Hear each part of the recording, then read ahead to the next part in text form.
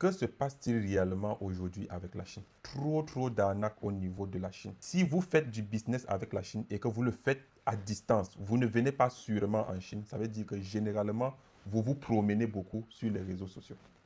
Parce que c'est généralement sur les réseaux sociaux que vous allez entendre parler des produits de la Chine, des produits sur Alibaba, des formations que beaucoup de personnes font sur Alibaba. Vous allez également remarquer récemment que beaucoup de personnes, particulièrement des Chinois, sont en ligne avec des produits excessivement moins chers. 1 dollar, 0,5 $.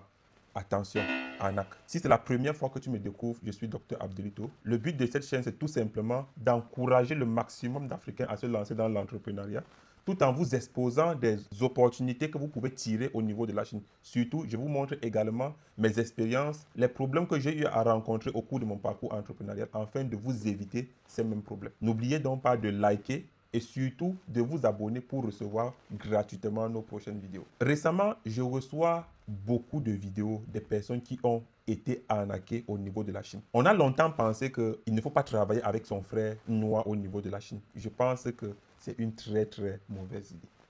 Aujourd'hui, de plus en plus, vous devez comprendre que la Chine, c'est un pays très capitaliste. Chaque Chinois veut devenir riche parce que ce n'est que l'argent qui parle en Chine.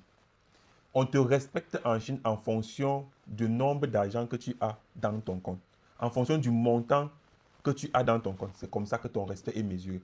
Donc, chaque Chinois doit tout faire, tout ce qui a son possible pour être riche. Et il multiplie donc des techniques pas très catholiques. Les Chinois, aujourd'hui, vous allez voir 1 dollar, 0,5 $. Les produits sont tellement attirants, captivants, moins chers. Vous vous dites que, ah, j'ai trouvé ce qu'il me faut. Mais, attention, votre chute. Vous allez chuter. Vous savez, j'ai reçu pas mal de vidéos, plus de 5 vidéos en une semaine seulement, des personnes en pleurs.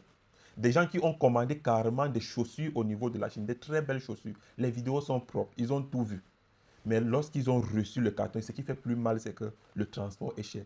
Les Chinois ont tout simplement emballé les cartons vides. Ça veut dire qu'on prend un gros carton, on prend des petits cartons pour les chaussures, mais vide, il n'y a pas de chaussures à l'intérieur, on remplit dans ces cartons-là, on se coche normalement, on emballe très bien, on les envoie. Tu as peut-être acheté la marchandise moins chère, peut-être 0,5 $, 1 $, la paire de chaussures, tu as acheté peut-être 100 pour 100 $, mais tu payes le transport et la donne à environ 500 $. Quand tu reçois ce genre de produit, il n'y a absolument rien à l'intérieur, tu peux piquer une prise.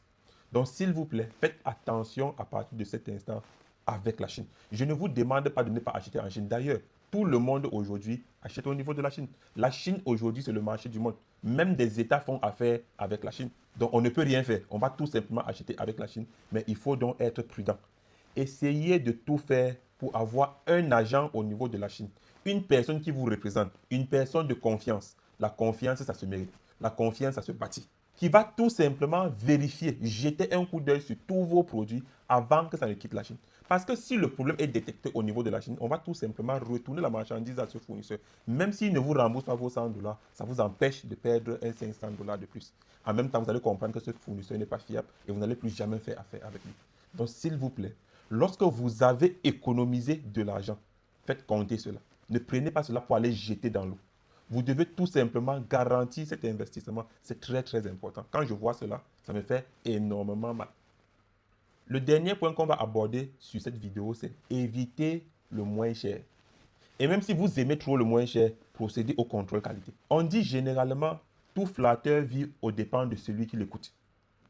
Donc, ce n'est pas seulement la faute du Chinois qui est venu vous présenter la marchandise de demi-dollar et que vous êtes sauté dessus. C'est également votre faute. Prenez la peine. Trouvez une personne, comme je l'ai dit dans le premier point, pour vérifier pour vous. Tout simplement. Jetez un coup d'œil. Il va vous demander quelque chose. Ce n'est pas grave. Peut-être 5%, 2%, 3%, ça dépend des agences. Pas forcément nous. Ça peut être une autre personne. Mais ce travail est vraiment capital et ça va vous éviter de voir votre business dans l'eau. Alors, si cette vidéo t'a plu, n'hésite pas à partager et surtout de laisser un commentaire. Est-ce que vous avez déjà eu à traverser cette situation? Est-ce que vous avez entendu parler de cette situation-là? Dites-nous en commentaire comment ça s'est passé, ce que vous avez écouté, afin que d'autres personnes puissent lire et éviter de tomber dans le même piège. Surtout, n'oubliez pas, il faut nous donner un peu de force. Likez, commentez et surtout partagez pour ne pas rater des prochaines vidéos.